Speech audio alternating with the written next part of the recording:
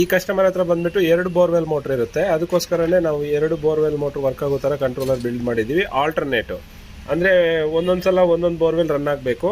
ಇದು 2 ಕೂಡ single phase borewell ಆಗಿರೋದ್ರಿಂದ 2ಕ್ಕೂ ನನಗೆ ಸ್ಟಾರ್ಟಿಂಗ್ ಕೆಪಾಸಿಟರ್ ಆಪ್ರೇಟ್ ಆಗಬೇಕಾಗಿರೋ ಅಂಥ ರಿಲೇ ಇನ್ಬಿಲ್ಟ್ ಬೇಕು ಅಂತ ಕೇಳಿದ್ದಾರೆ ಕಸ್ಟಮರು.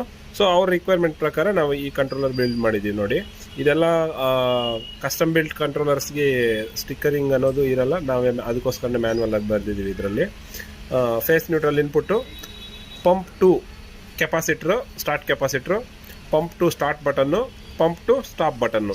ಅದೇ ಥರ pump 1 start capacitor, pump 1 start button, pump 1 off button. ಇಲ್ಲಿ ಸೆನ್ಸರ್ ವೈರಲ್ಲಿರುತ್ತೆ, ಯಾಕಂದರೆ ಇಲ್ಲಿ ಕನೆಕ್ಟರ್ ಪವರ್ ಕನೆಕ್ಟರ್ ಕೊಡೋದಕ್ಕೆ ಜಾಗ ಸರಿ ಹೋಯಿತು. ಆದ್ದರಿಂದ ಈ ಪ್ಲೇಸಲ್ಲಿ ವೈರ್ ಇರುತ್ತೆ, ವೈರ್ ಮೇಲೆ ಮಾರ್ಕಿಂಗ್ ಅನ್ನೋದು ಇರುತ್ತೆ, ಕಾಮನ್ ಯಾವುದು, ಹೈ ಯಾವುದು, ಲೋ ಯಾವುದು ಅನ್ನೋದು. 2 ಆಲ್ಟರ್ನೇಟ್ ಆಗಿ ರನ್ ಆಗ್ತಾ ಇರುತ್ತೆ ಈ ಕಂಟ್ರೋಲರಲ್ಲಿ.